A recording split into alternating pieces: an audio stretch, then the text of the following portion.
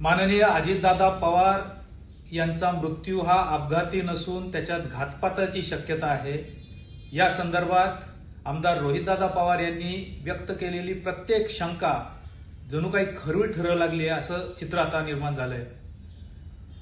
आज जय पवार यांनी या व्हीएसआर कंपनीचा मालक रोहित सिंग याचा कॉकपिटमध्ये मुख्य वैमानिकाच्या जागेवर बसून झोपलेला व्हिडिओ शेअर केलाय।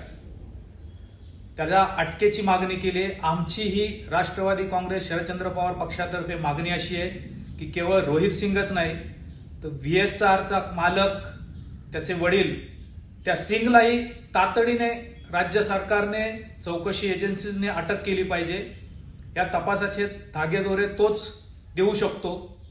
तेलुगू देसम पक्षाचा या व्हीएसआर कंपनीत आर्थिक सहभाग असल्यामुळे त्यांच्या नेत्यांचा सहभाग असल्यामुळे व्हीएसआरला वाचवण्याचे धंदे सरकारने बंद केले पाहिजे तातडीने आणि व्हीएसआरच्या मालकाला तातडीने अटक केल्यानंतर या चौकशीला खरा अर्थ निर्माण होईल।